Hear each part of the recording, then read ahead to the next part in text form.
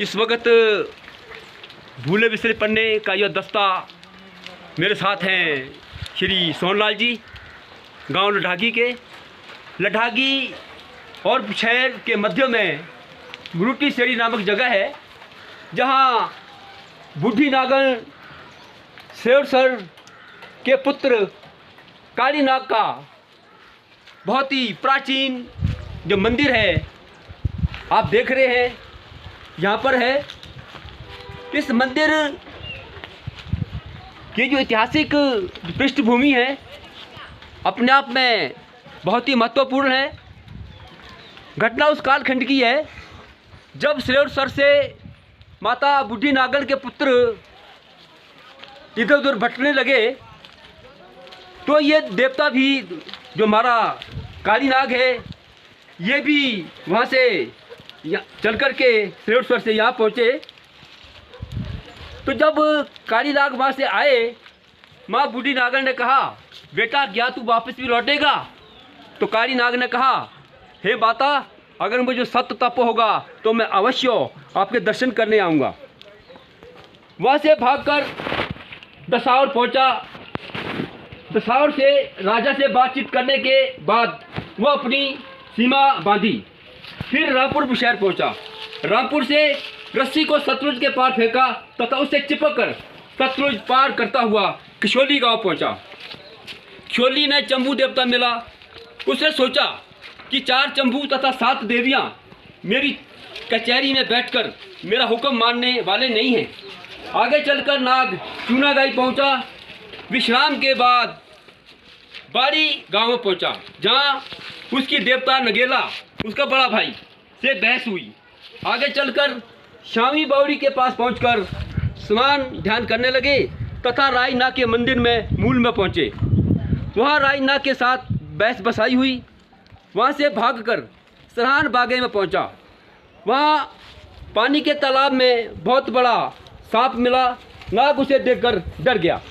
नाग ने उस सांप पर कनिष्ठा उंगली से उल्टी सुल्टी 2.5 फेरी रेखाएं दी, जिससे सांप मर गया तथा तालाब का पानी टूटकर बह गया।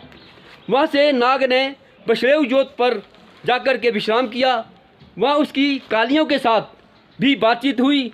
वहाँ कालियों से रहने के लिए स्थान मांगने लगा, परंतु कालियों ने कहा कि देख, हम तुझे इस शर्त पर यहाँ जगह देंगे, हम तब तुझे ऋषि मानते हैं यदि हमारे साथ जुए पासे में तू जीत जाता है।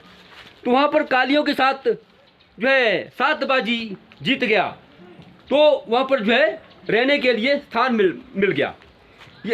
यदि नाग जुआ खेलने लगा, पहली पारी में नाग 7वां बाजी हार गया तथा दूसरी पारी में नाग 4 बाजी जीती तथा कालियाँ 3 बाजी हारी। आगे अपना कृष्णा करते करते देवता गलहेट पहुंचा। गलहेट बंजार में आता है। वहां देवता बेठ से बहस हुई। क्रोधित होकर नाग धराज पहुंचा, जहां देवटुरली से बहस हुई। फिर स्किन्नी पहुंचा तथा देवता स्किन्नी ने कहा कि नाचने खेलने के लिए मैं तुझे जगह दूं, तू यहीं रह ले। नाग ने कहा कि मैं किसी के अधीन नहीं रहने वाला। चलता हुआ गाढ़ा गुसैनी पहुंचा, जहां देवी ने ठहरने के लिए कहा, परंतु नाग आगे चलता गया तथा खुंडन होते हुए बावे चौफे गया। वहां स्किन्नी देवता के साथ उलझ गया। उसकी ज़मीन पर अपनी सीमा बांधी। वहां नाग फागड़ी मेला लगा करके अपना नाम काली नाग बताया। फिर जड़ी मतेउड़ पहुंचा। वहां ग्वाले फवाल आकर उसे कुछ बोलने लगे।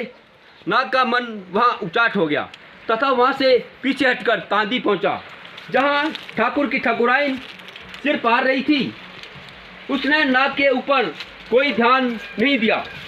नाग मोरू के पेड़ में चढ़ा तथा पत्ते निकाले।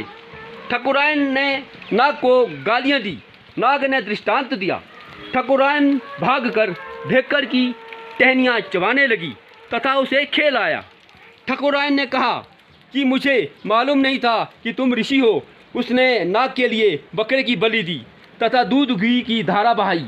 फिर नाग देवता काली नाग और आगे चलते गए तथा पटारना होकर खणी कोट पहुंचा, जहां देवता कोट बजारी के साथ बातचीत हुई, वार्तालाप हुआ, भेंट हुई। कुंड में गढ़ाई देवता जो है चौकी में लक्ष्मी नारायण से बहस हुई। थोड़ा आगे बढ़ा और गड्डूम पहुंचा, जहां गड्डूबी नाग से उलझ पड़ा। गड्डूबी नाग ने कहा कि यहीं मिलकर औखे सौखे अपना जीवन व्यतीत करते हैं, हमें आपको धूप भी मिल जाएगा। काली नाग ने कहा कि मैं तुझे घाटा नहीं डालना चाहता हूँ। आगे बढ़ा तथा मोरू के पेड़ से टहनियों का गुच्छा निकाला। नाग देवता ने, काली नाग ने मोरू के पेड़ से जो है गुच्छा निकाला। उस गुच्छे पर कनिष्का उंगली उठाई तथा बुछेर गांव के पीछे मरूटी सेड़ी पहुंचाई। नाग ने कहा यदि मुझ में सत्य होगा तो यह टहनियाँ का गुच्छा जो है वहाँ पहुंचकर पेड़ बनकर खड़ा होगा, यदि सत्य बल नहीं होगा तो यह टहनियाँ सूख जाएगी। अगली प्रातः देखा तो वहाँ पर मोरू का बड़ा वृक्ष बना हुआ था। आज भी वह पेड़ मंदिर के साथ उस घटना की गवाही देता है। आज भी वह पेड़ जो है मोरू से, उस मोरू के पेड़ से आप देख रहे हैं, मोरू का पेड़, इसी मोरू से पेड़ के से जो है मोरू का पेड़ आप देख रहे हैं, तभी इस जगह का नाम मरूटी सेरी पड़ा। आगे कालीनाग जी फिर आगे चलते हैं। शगागी में महादेव से वार्तालाप हुआ। शमश्री महादेव ने कहा कि ये नाग, इस दुनिया में रहने के लिए जगह ठिकाना कहीं बचा ही नहीं है। तू मेरे साथ रहकर सेवा चाकरी कर, मैं तुझे अपने बाएं स्थान में रहने के लिए तथा दाईं ओर नाचने खेलने के लिए स्थान दूंगा। नाग ने कहा कि मैं नौकरी चाकरी करने वाला नहीं हूँ। वो आगे बढ़ा। आगे चलता हुआ संघार पहुंचकर टोला नाग से वार्तालाप हुआ। टोला नाग ने कहा कि हे काली नाग, हम यहीं इकट्ठे मिलजुल कर रहेंगे तथा मिल बांट कर खाएंगे। काली नाग ने कहा कि मैं तुझे घाटा नहीं डालना चाहता। आगे बढ़ा, डहोवी गांव पहुंचा। वहाँ इसी का भाई चजाई नाग, कुईकांडा नाग, चजाई नाग ने कहा कि भाई हम यहीं बैठ के इकट्ठे रहते हैं। नारायणगढ़ पहुंचकर लक्ष्मी नारायण ने भी साथ रहने को कहा। काली नाग ने कहा कि नहीं, मैं आगे चलता हूँ। आगे चल कर के सलाट पहुँचा, जहाँ मार्कंडेय ऋषि से बातचीत हुई। मार्कंडेय ने भी कहा कि अरे भाई काली नाग, मेरे साथ रहो, परंतु नाग ने मना किया। बझांडा होकर के बाड़ी गांव पहुंचा।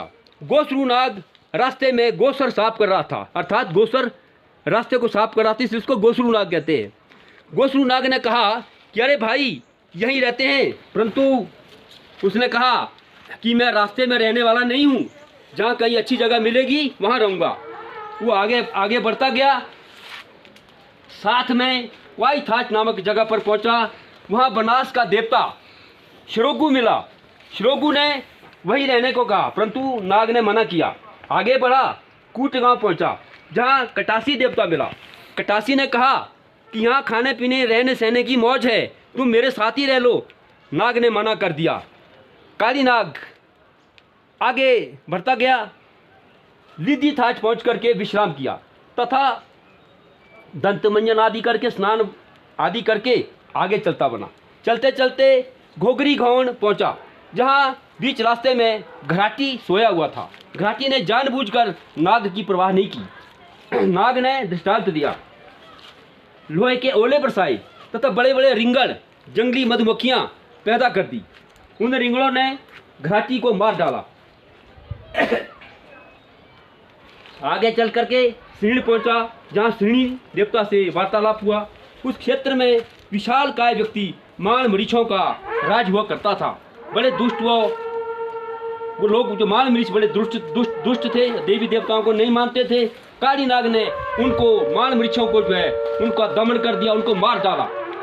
उसके बाद श्रीणी ने शर्त रखी कि यदि तू इन मान मरीचों को मारे तो तुझे रहने के लिए स्थान मिलेगा। आगे बढ़ करके लडागी बुछेर के समीप बीर बड़ोगी पहुंचा, जहाँ लडागी गांव के दो लोग झगड़ रहे थे। उनमें से एक आदमी मोरू के पेड़ को रात को उखाड़ता था।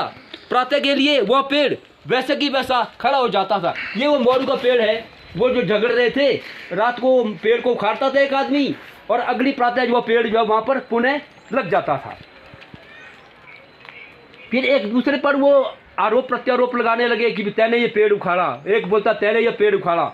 इस प्रकार से नाग ने पुछेर के साथ मरुटी सेरी पहुंचा तथा नाग ने मोरू की टहनी फेंकी थी जहाँ पर, तथा उसका विशाल पेड़ बन गया। नाग ने वहाँ पर लकड़ी के 4 तख्ते खड़े किए तथा 4 सीधे बिछाए, चारों ओर खंबे खड़े किए तथा वहाँ पर जो है फागणी मेला लगाया। आप देख रहे हैं ये जो 4 खंबे हैं, ये खंबे उस वक्त उन्होंने लगाए हैं। आप देख रहे हैं, ये देखिए। और देखिए नीचे जो लकड़ है ये भी बड़े प्राचीन है। और देखिए देखते बनता है मंदिर, चारों तरफ देखिए कितना सुंदर भव्य मंदिर है, बिल्कुल जिसका प्राचीन स्वरूप है, बिल्कुल यथावत यहाँ के लोगों ने इस मंदिर को रखा है। थोड़ी भी छेड़छाड़ इस मंदिर से नहीं हुई है। तो मैं बहुत बहुत आभारी हूँ, साधुवाद देता हूँ, धन्यवाद करता हूँ यहाँ के लद्दाखी शहर के सभी जनमानस का, नर नारी का, कि जिन्होंने इस मंदिर का जो प्राचीन स्वरूप है, उसका जो पारंपरिक, जो बाप दादा परदादा बुजुर्गों से लेकर के वो चला आ रहा है, उस स्वरूप को वैसा की वैसा बदस्तूर रखा है। और मुझे आशा है कि भविष्य में भी इस मंदिर से जो है कोई किसी भी प्रकार की छेड़छाड़ नहीं होगी और यह मंदिर इस स्थिति में बना रहेगा। अधिक न कहता हुआ दीपक शर्मा का आप सभी को नमस्कार।